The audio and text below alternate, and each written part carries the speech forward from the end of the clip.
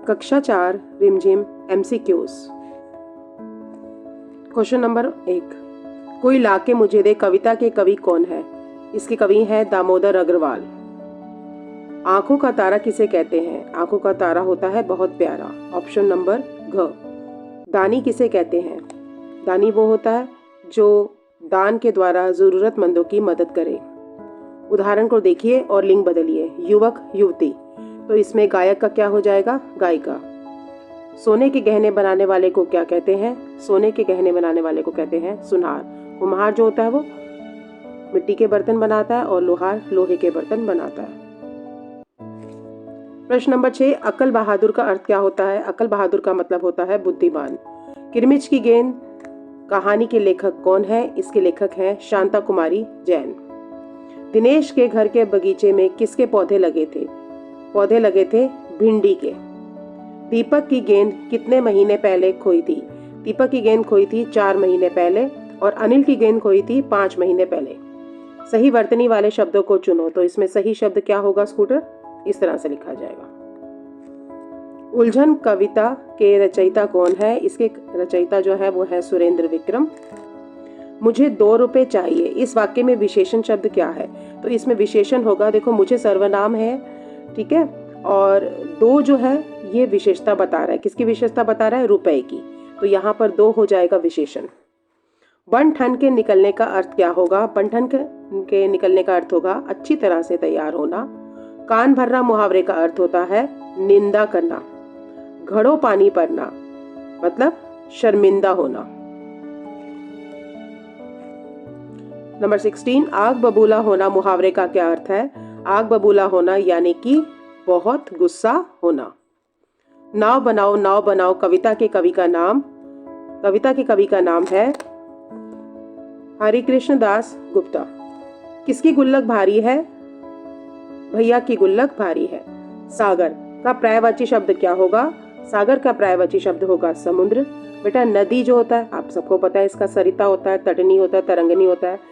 जो जलज होता है ये कमल होता है। और अगर मैं यहाँ पर ज ल और द लिख देती हूँ तो ये हो जाता है बादल, अनल हो जाता है आग। बादल कितने समुद्र का पानी भर के लाए हैं? बादल 7 समुद्र का पानी भरकर लाए हैं।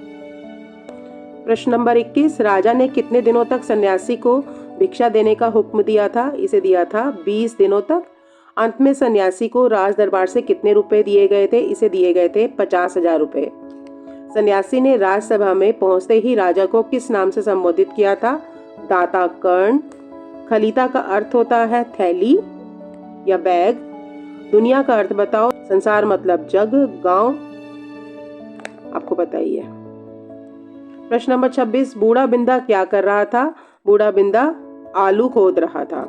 प्रश्न नंबर 27, अहमदाबाद के पास गांधी जी के आश्रम का नाम, गांधी जी के आश्रम का नाम है साबरमती आश्रम। प्रश्न नंबर 28, धनी ने बिन्नों को किससे बांधा था? उत्तर है नींबू के पेड़ से। प्रश्न नंबर 29, गांधी जी के आश्रम में रहने वाला धनी कितने साल का था? सही उत्तर है 9 साल का। प्रश्न नंबर 30, अम्मा से खाने पीने का सामान मांगकर कौन लाया था? सही जवाब है मुन्नी। प्रश्न नंबर 31, सरला कौन सा काम करती है? सरला करती है दही का मट्ठा बनाने का काम। प्रश्न नंबर 32, सब्जी लेने कौन जाता है? सब्जी लेने जाता है चुन्नू और टिंकू। प्रश्न नंबर 33, चट कर जाना का मतलब होता है खा जाना। प्रश्न नंबर 34, तरकारी का अर्थ क्या होता है? तरकारी का अर्थ होता है सब्जी। प्रश्न नंबर 35, शुद्ध शब्द बताना है, तो इसमें सही होगा तर्कशास्त्र, ये वाला।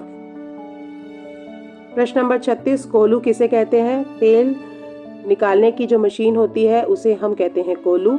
प्रश्न नंबर 37, पड़क्कू की सूझ कविता के रचयिता कौन है? इसके रचयिता है रामधारी सिंह दिनकर। अंगूर, प्रश्न नंबर 38, अंगूर डैश पर लगे हैं, तो इसमें कौन सा आएगा? बेल आएगा, ये हो जाएगा बैल। प्रश्न नंबर 39, कौन सा शब्द पांगुर का पर्यायवाची शब्द है? पांगुर का मतलब होता है जुगाली करना। उदास शब्द, प्रश्न नंबर 40, उदास शब्द का समानार्थिक शब्द क्या होगा? दुखी। प्रश्न नंबर 41, परवाह शब्द का समानार्थिक शब्द परवाह होता है चिंता करना। प्रश्न नंबर 42, जो देख ना सके उसे हम कहेंगे दृष्टिहीन। प्रश्न नंबर 43, सुनीता को दुकानदार ने क्या सामान दिया था, या सुनीता दुकान से क्या सामान लेने गई थी बाजार से, आएगा इसमें चीनी। प्रश्न नंबर 44, हुदहुद की चोंच कैसी होती है, हुदहुद की चोंच होती है तीखी और पतली। प्रश्न नंबर 45, शाह सुलेमान पदुबिया हजामिन के नाम से किसे जाना जाता है, इसे जाना जाता है हुदहुद को। प्रश्न नंबर 46, भीखूबाई किस पेड़ के नीचे बैठे थे, बरगद के। प्रश्न नंबर 47, भीखूबाई की पत्नी का नाम बताओ, इनकी पत्नी का नाम था लाबूबेन। प्रश्न नंबर 48, कोलाहल शब्द का क्या अर्थ है, कोलाहल का मतलब होता है शोर। 49, मुफ्त ही मुफ्त लोक कथा कहाँ की है, बेटा ये लोक कथा है गुजरात की, तो यानी गुजराती लोक कथा है। प्रश्न नंबर 50, सागर के किनारे कौन बैठा था, सागर के किनारे बैठा था नाव वाला। प्रश्न नंबर 51, हक्का बक्का रह जाना का मतलब होता है बहुत हैरान हो जाना। प्रश्न नंबर 52, ठंडे दिमाग से बोलना मुहावरे का अर्थ क्या है, इसका मतलब है सोच समझकर बोलना। प्रश्न नंबर 53, नाव वाले ने भीखूबाई को नारियल का क्या दाम बताया था, सही उत्तर है 50 पैसे। कौन सा शब्द तरनी का अनेकार्थी शब्द नहीं है, देखो तरनी जो है इसे इस तरह से भी लिखा जाता है और दोनों का जो अर्थ होता है वो होता है नाव और सूर्य, तो इसमें कौन सा अनेकार्थी शब्द नहीं है, दैट इज तट। नेक्स्ट है प्रश्न नंबर 55, हुदहुद चिड़िया को हजामिन चिड़िया कहा जाता है क्योंकि इसकी चोंच नहरनी से बहुत मिलती जुलती है। प्रश्न नंबर 56, सभी बच्चे अमित को क्या कहकर चिढ़ा रहे थे, छोटू। प्रश्न नंबर 57, सुनीता ने नाश्ता करते वक्त माँ से क्या लाने को कहा था, अचार की बोतल। और इसमें यह सवाल भी बन सकता है कि अचार की बोतल कहाँ रखी थी, अलमारी में। प्रश्न नंबर 58, मिठाई शब्द का तुकान शब्द बना, तुकांत मतलब जिसका बोलने में एक समान हो, मिठाई से मिलता जुलता हो जाएगा लड़ाई। प्रश्न नंबर 59, नाक में दम करना मुहावरे का अर्थ होता है परेशान कर देना। प्रश्न नंबर 60, रोहन बहुत नटखट लड़का है, इसमें रोहन कैसा शब्द है, रोहन क्या बताता है, रोहन बताता है संज्ञा, और इसमें एक संज्ञा और है वो है लड़का, और नटखट क्या बताएगा, विशेषण। प्रश्न नंबर 61, कौन सा शब्द आसमान शब्द का समानार्थी शब्द नहीं है, तो ये आपने प्रश्न को बहुत ध्यान से पढ़ना है, क्या पूछा जा रहा है, क्या शब्द पूछा जा रहा है या नहीं है पूछा जा रहा है। तो आसमान क्या होता है, आसमान होता है गगन, अंबर और आकाश, तो कौन सा समानार्थी शब्द नहीं है जो आसमान जैसा नहीं आभासित होता, वो है बादल, जिसे हम क्या कहते हैं, जलद, मेघ, घन। नेक्स्ट है प्रश्न नंबर 62, समुद्र शब्द का पर्यायवाची शब्द बताना है। समुद्र का जो पर्यायवाची शब्द है वो है जलधि। और बच्चों जब आप राष्ट्रीय गान बोलते हो तो हम बोलते हैं इस शब्द को, उच्चल जलधि तरंग तब शुभ नामे गाहे तब शुभ आशीष मांगे, तो ये आपको याद होना चाहिए। सरिता नदी को कहते हैं, ये नदी है, तालाब को हम पोखर भी कहते हैं। प्रश्न नंबर 63, क्रिया शब्द को पहचान करो, नदी, गुल्लक, रुकना या सुंदर, तो इसमें क्रिया हो जाएगा रुकना, सुंदर विशेषण है, नदी और गुल्लक संज्ञा है। प्रश्न नंबर 64, हम सभी को कैसा इंसान बनना चाहिए, बुरा इंसान, अच्छा इंसान या मतलबी इंसान, तो सही उत्तर होगा अच्छा इंसान। प्रश्न नंबर 65, जो कहानी लिखता हो वो क्या कहलाएगा, कहानी लिखने वाले को कहते हैं कहानीकार और कविता लिखने वाले को कहते हैं कवि।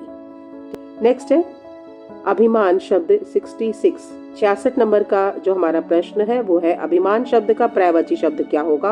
अभिमान का मतलब होता है अहंकार, घमंड भी होता है, दंभ भी होता है, तो जब एक से ज्यादा ऑप्शन सही हो तब हम सभी पर लगाएंगे, उपरोक्त सभी पर भी, ठीक है।